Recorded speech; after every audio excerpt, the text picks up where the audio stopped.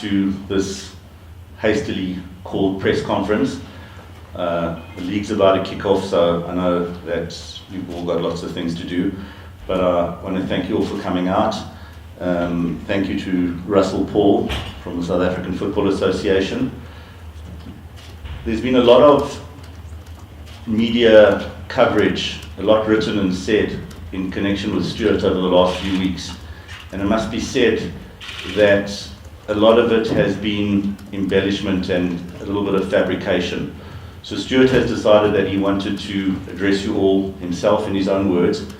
He's prepared a statement which he will read out. Afterwards, Mr. Russell Paul will give a short statement, and then we'll open up the floor to a few questions. So let me hand over to Stuart. Don't need that one, sure. Maybe I'll hold it to you. I don't know if it's going to reach the house. Mm-hmm. Yeah.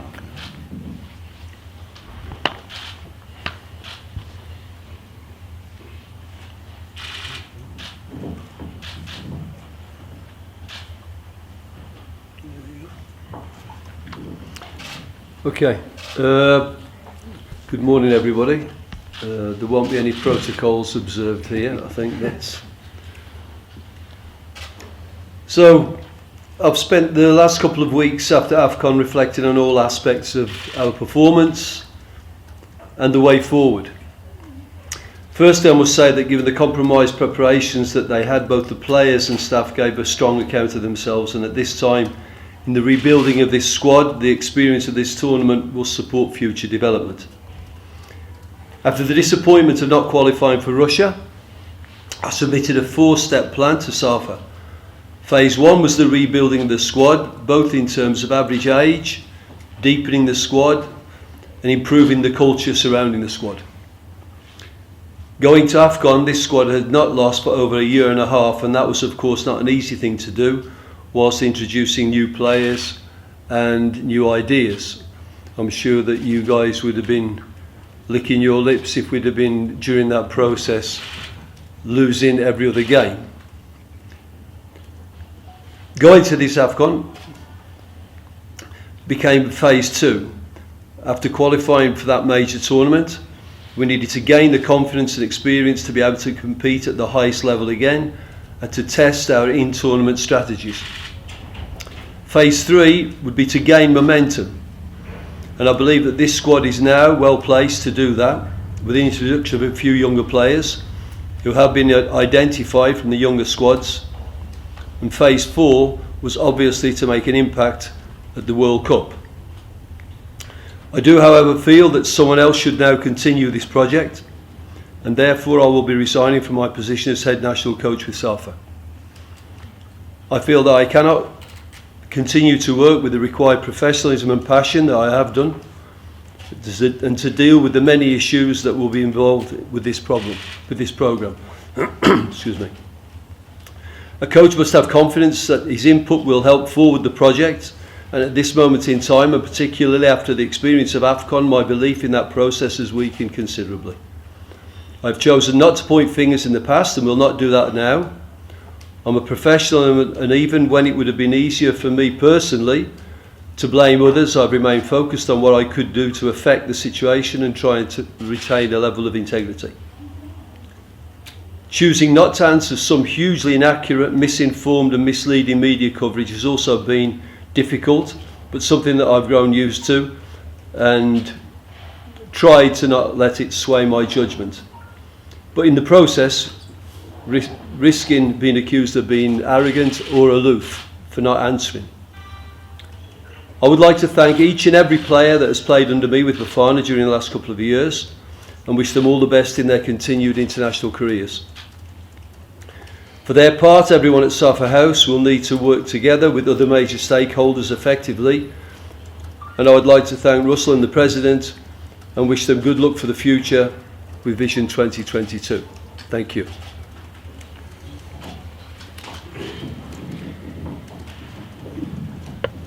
Yeah, from South African Football Association's perspective, we take note of what the coach has just said now, and we want to wish him all the best in his future endeavours. I think what is very important to to make note of is the fact that Stuart has played a very, very big role in advancing the cause of Vision 2022 with all the qualifications of our various national teams.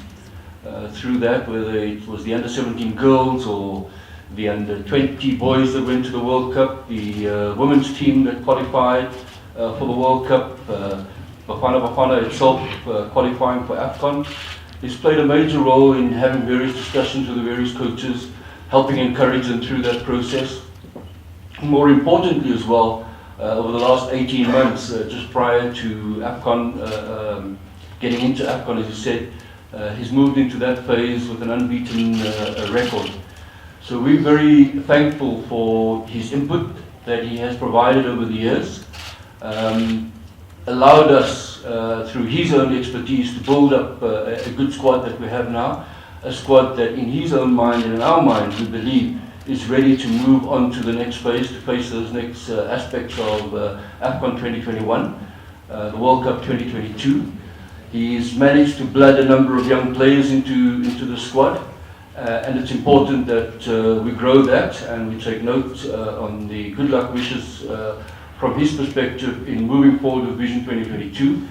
So whoever is stepping into his feet has got a very solid platform to work with, and he's allowed that input to grow and allowed us to continue with the success. So again, from SAFA perspective, President's perspective, we want to thank you very much for your support, your commitment, and we want to wish you very well over the years as you move on to bright futures for yourself. Thank you, Stuart.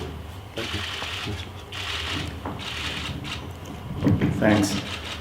We're going to take a few questions, so if you'll please raise your hand and identify yourself and let us know who the question's for. Coach Stuart, hi, over here. Got you. Media pressure, supporters pressure, or pressure from SAFA, which one of the three has pushed you to make this decision? It'd be easy to say a combination, but supporter pressure, I never feel that. Because if you do, then you shouldn't be in this job. Media pressure, it's background noise, really is. You know, it's part of the game. You guys have opinions. I don't expect everybody to agree with my opinions. Respect is an important word for me. And at some point you say, at the age you are, the point in your career, the point in your life, is this what you want to be doing? If it is, then you have to be getting a lot out of it. And so really, that plays a part to a degree, but that's not a decisive part. It's a combination of the whole situation that I'm working in. The gentleman in the green top, can you just identify yourself, please? Yeah. Coach, at the end of your statement, you spoke about Vision 2022. From where you live in the squad or a group of players that you were working with at AFCON, how realistic is that dream for South Africa and for SAFA? To qualify for the World Cup And and to have an impact at the World Cup. I think if you look at the 4 phases that I outlined for SAFA, we're on track. We're on track. We've deepened the squad. We've got younger players. We've tried to create this conveyor belt. As Russell said, I've done a lot of work at workshops with the different squads on the field, the ladies, the under-19s, and we've identified the players that will be able to come through when some of the older players that are in the squad now move on. So I think that the next phase of gaining momentum will be really, really vital, because you need to pick up speed now and you need to start building confidence. And again, I've said it before, you have to pull together, and you guys have to pull together as well. You can't be disingenuous about wanting success but not wanting to be a part of that success, because everybody is. And quoting things like when I'm driving down the street and I see 17 million it will cost SAFA if they sack Baxter. That is so ridiculous you don't even know. I think Mark Twain said, get your facts straight before you distort them. Now that's so far away from the truth that it's ridiculous. So you guys do have to play that role. Otherwise you can't sit and say to Russell, we expect SAFA to do this, we expect Bafana to do that. You guys have got a role as well. Thomas? Coach, have you been able to submit your technical report to SAFA so that they should, if they get somebody else, they should be able to look after the AFCON, what to go, where to go after this? Good question, and it took me about 3 days at the end of the completion of AFCON before SAFA had a technical report on every game. My recommendations about the build up to the build up to AFCON, the physical loading of the players, how we dealt with the heat, the whole report is with SAFA now. Charles Product from Daily Sun. Coach, have you decided what are you going to do next? Are you intending to stay in South Africa? Are you going to go out? And then to SAFA, in terms of the settlement, what is the way forward? Have you agreed on how much you pay Stuart? Yeah. I'll answer Russell. I won't embarrass Russell by saying that. The settlement will be massive zero. This is not about money. It's never been about money for me. It's been an honour to coach the national team, and it's never been about money. I've been very upset when people have written things like the coaches not doing anything. Look at the PSL coaches, how hard they're working, the stress they're under. Quoting me as earning anything between 12 and now 17 million rand. It's obviously the easiest way of upsetting people that are struggling in South Africa, to say this lazy national coach who earns a fortune, So this has never been about money. And all of those quotes were so far off the mark, it was embarrassing. Now I'm resigning my role. Therefore, if SAFA said to me, listen, we would like you to stay for 2 weeks extra or 1 month extra to help us in the transition, then I would be paid for that. But I won't be paid for not doing anything, and certainly not for resigning my job. What I'm going to do next, I don't know. Give it to Russell. Yeah, does Russell want to say something? No, I think the coach has answered your question. So, as far as we're concerned, we're at that place. Coach, the 73 million you're talking about, you're saying it's ridiculous. I think you must blame yourself and SAFA for not telling us how much you were earning. From you not disclosing. So if there's anything ridiculous, because you not telling us how much you were earning. Oh dear. Do I really need to answer that? I mean, does the assembled press want me to answer that? That I should announce when I'm employed, I should announce what my salary is? No. Yeah, confidential with that. Yeah, being ridiculous again. Should I announce what my salary is? Ridiculous. Tell us how much you were earning. Why don't you? Please. Yeah. There's people laughing at you over this side of the room. Laughing at you. Jaruna from Bafana. Coach, when you've been here for 2 stints now, and in this resignation, when results were not part of the driving force, how would you describe the 2 tenures that you had, both the stuff that happens on and off the field with regards to this job? And it's part of this question, but the second part is what is it about this job that, there's a different type of personality of a Bafana coach has before and after, and before they leave? You've seen when you're in the country before, there's quite a positive and festive atmosphere about it, but towards the end, there's a lot of heads batting, not just with the coach and the media, even the association. What do you make of those transitions? Well, the first time I was national coach, I'm not sure I was really prepared for it, to be very fair. I came from the largest football association in the world, the English Football Association. I'd worked with some of the best players in the world. I'd got a track record that was both in terms of youth development and senior football at the highest level. I held coaching qualifications in 2 countries that were higher than anybody else, or even close to, in South Africa. And yet, when I got off the plane, it was Stuart who. Now, I don't know if that's respectful. I don't know if that's people that want to, from the beginning, create a problem. I wasn't ready for that. I was ready for a country that may be going to host a World Cup, wanting now to do things properly and maybe change the way they did things, but that wasn't the case.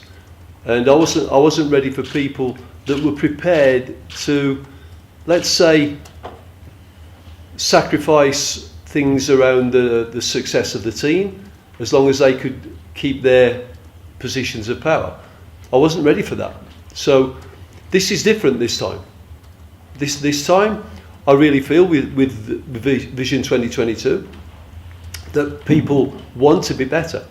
Now, I'm not sure that we're all on the same page, because continuously, even when I started, it's been well, let's destabilise, let's throw a hand grenade in there, and I'm at the point where I think, well, that, and do I really believe that because of the implementation we will get where we want to go? I don't think I'm the right person to do that, because I don't think that is I think we need someone that's got a clean bill of health, so to say, and can just be optimistic and positive and do the proper work. Now, it's been an honour to work with the South African national team, and I don't think that anybody could have done more than I've done. In terms of, I've been in Europe to scout our young players. I've done workshops with the coaches. I've done work on the field with the ladies team, with the kids, I've been at club visits all over the country, visiting the coaches, trying to cooperate, trying to get everybody on board. And even I've shown you guys, I hope, the respect when I felt that was reciprocal. Now, I just think if South Africa gets on the same page, then Vision 2022 has got a massive chance, because we do have resources, but we are not, and I'll say this again, we are not there yet, because tactically, technically, socially, mentally, we've all got to get on the same page. And if we do, then I look forward to seeing South Africa in that World Cup. And the part of the job, from the smooth to developing grey hairs and the head batting. Yeah, but I don't think that's anything different than what I've just said. You know, you take the job. I mean, when I took the job the first time, from day one, people were questioning and wanting to be confrontational. So this time round, people knew me because I've won everything you can win in this country at club level. So then there was a modicum of patience, but not even then, not from some people. It was an affront that I was the national coach. Why wasn't this guy the national coach? And so even from then, it doesn't develop into headbutting. It grows from headbutting to throwing hand grenades. You know, it just grows. So given that, it's what I said, you know, you have to ask yourself, can we succeed in that environment? Can we succeed, you know, when I'm looking at the recommendations that I make, can we succeed? And if the answer to that is, well, I don't think I'm the right person to do that, and at my stage in my life and career, that's not what I want to be doing, then I think you've got to be honest with yourself and honest with everybody else. The gentleman at the back in the grey top, and then we're going to move to this gentleman in the front here, and then I think that's going to be the last two questions. Yes. Thank you, Billy from SAFA. Mr. Kapanushnik, when we were in Egypt, the coach did confirm that there have been approaches from inside the country and also outside. How far are you? Have you been receiving anything? And also, maybe Mr. Paul, we've got a FIFA calendar, FIFA week coming up next month, and also the qualifiers for the AFCON starting in November. What's the process? In terms of your question about Egypt, I can tell you that there were approaches with Stuart before he left and while he was in Egypt. And when I get contacted and I discuss it with him, his response both times was the same. I'm not interested. I've got a job to do. I'm focusing on my job. I'm focusing on this AFCON. So he actually didn't take those positions. Those positions were subsequently filled by other coaches, and that shows his commitment to the national team. And here in the country? Yeah, do you want to? Yeah, he's had a lot. He's had approaches from in the country and from outside the country, and both of them were rejected. I think the question is, how committed have I been to South Africa during this time I've been the national coach? Steve's right. I've had at least one very, very lucrative offer financially. As I said, money is not my God, and therefore I was totally committed. When we played Libya, the week that we were due to leave, I was at a doctor's and they said I'd got cancer. They said, you need to have an op now. And I said, you can wait. I have to go to Libya. I cannot send the boys without me. I'm their best chance to reach AFCON. So I went, and it was amazingly difficult for me to concentrate, knowing that when I got back, I'd got to have a biopsy, and they would tell me if I got cancer or not. Now I put that off. And I didn't do that because I'm a hero. I did that because I'm a professional. And so my commitment to the South African cause has been undoubted. Now, I would say that anybody that has called me has received the same. As long as I'm the South African national coach, I will not speak to you.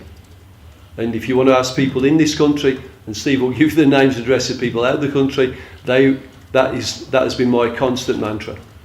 And now, I don't know. I've got a question. What are you going to do? I don't know. Maybe I'll go back to Europe.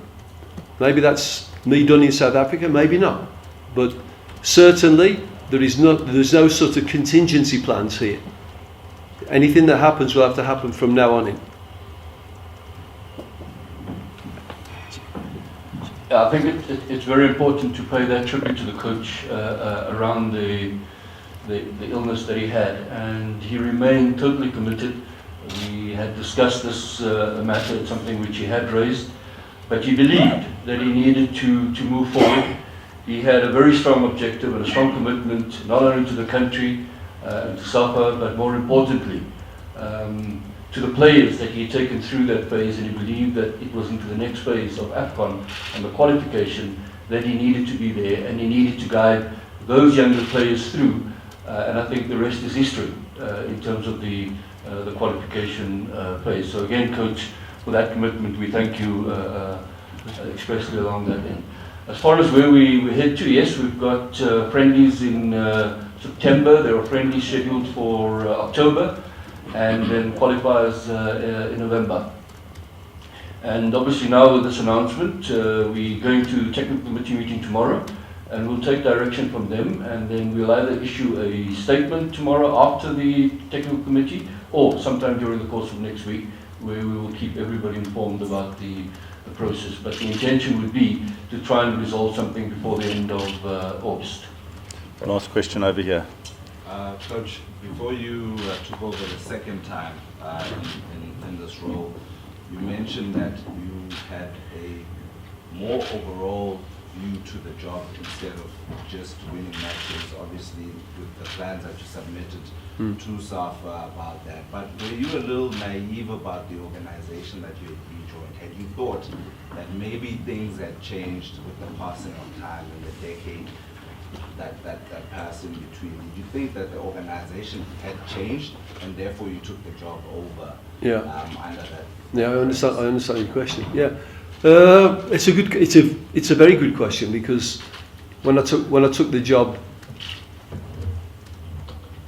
First, it was look at the document, look at Vision 2022. This is what we're aspiring to. And you didn't get a chance to do it the first time, and now you'll get a chance to affect these things the second time. I wouldn't say overestimating is the right word, but the difficulty in implementation, taking it from a document and actually implementing it, is far more difficult than just clicking your fingers. So, in that respect, yes, there's a disappointment that, especially in the beginning, that things went so slow. Things went so slowly, and recommendations that I made were not able to be implemented. And so the whole implementation process, I think, has gone too slowly. Now, am I saying that as a criticism? No, I'm saying that as just a stating of fact. It is more difficult than, and the more there is turbulence, or the more there is negativity, and the more there are question marks, the slower it becomes. And that's where I get into this, can you actually affect it the way you want to? And the answer to that is no, not at the moment. Now, does that mean that the process is dead? No, it doesn't. But it just means that, as you say, maybe I really wanted it to happen, and therefore, in my head, we can make it happen. But the implementation is so much more difficult, given the facts that are on the ground. The people that are on the ground, are there enough? Are they of the high enough quality? Do we need to train them up? There's so many things that I cannot affect. So I think it's a slight yes to your question, but I'd like to take it in the correct way, not as a massive criticism of people, but more just a statement of a fact. Thanks, ladies and gentlemen. That's the end of the press conference. Thank you, Russell. Thank you, Stuart. Thank you. Thanks, Steve. Thank you.